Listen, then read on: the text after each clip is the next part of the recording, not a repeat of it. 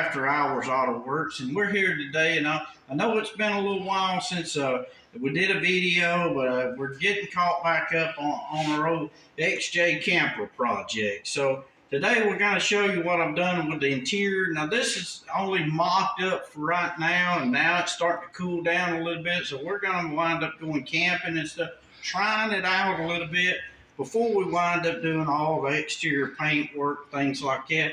Because we want to find out exactly what we want before we wind up putting this, coat of paint on this thing. So I was going to show you the interior, kind of roughly how we got it kind of sketched together right now, just to get it usable, and then we'll find out what we like, what we don't like, and then we'll make mods as we go on. So inside here, we got a mattress here. It's an old foam mattress that came out of an old camper, and then I had an old My Pillow mattress topper type thing, and so we just threw it together, and noticed that I just wound up taking the old cover here, and actually taking the cover and just stitching around the seam and everything, and putting it all together just to make a single mattress. I know the way if you watch previous videos, you'll see how I have the doors underneath here, the panels that lifts up and stuff like that. So watch that video on how I did my flip-flop doors. And I want to eventually put individual little cushions in here, turn this into just a little cushion so it'll fit in there. But right now, I just wanted to go ahead and make a cover for this. So I got one main mattress right here, and then my secondary mattress back there that makes it full length here, okay? So that's the way we're doing it now, just to get out there in the woods and go camping. Right here, I went ahead and made these side panels here.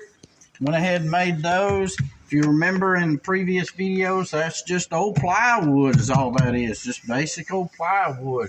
Now what I did to cover that, basically a piece of headliner material for a little bit of sponge, and then just some basic vinyl, just regular old vinyl.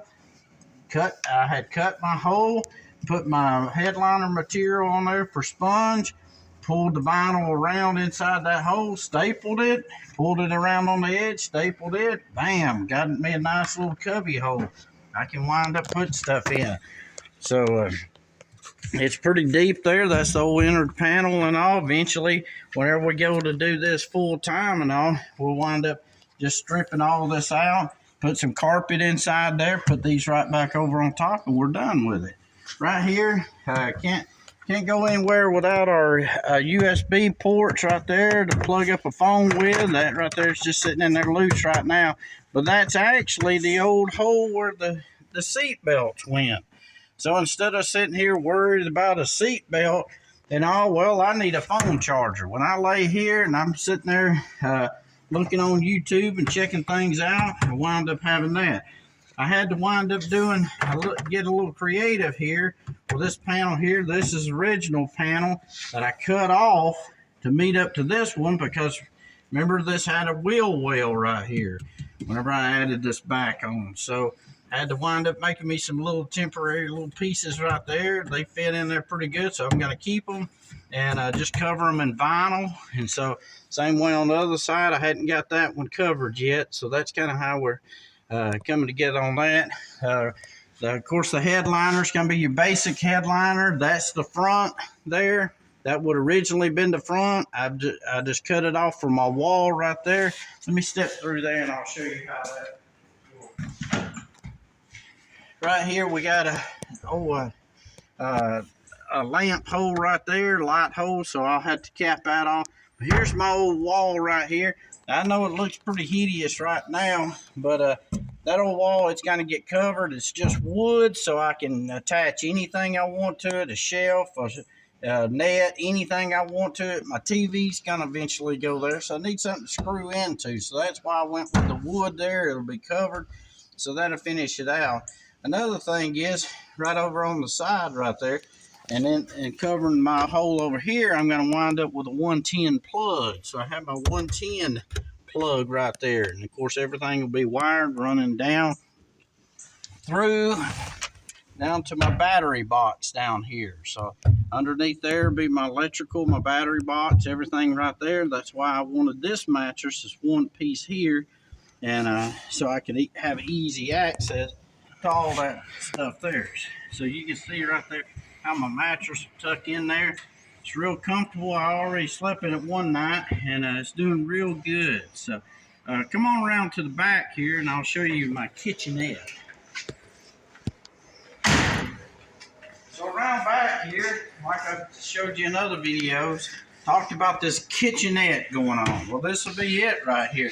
I hadn't really decided 100% on this little pull out right here yet, but I'm kind of thinking maybe my stove would go there. Hopefully it'll close down and slide back under. Don't know if I'll keep that or not, but basically, you know, I have an area I can set my little refrigerator cooler and all. Take it out, set it to the side, have a nice prep area, a little stove area, and then have this cut out for a sink with my water being fed from underneath on the previous video. Remember my tank?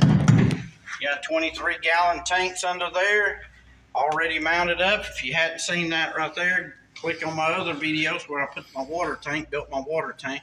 That'll supply my water to my sink, have my wastewater going out and heading out to what any kind of catch I want to there.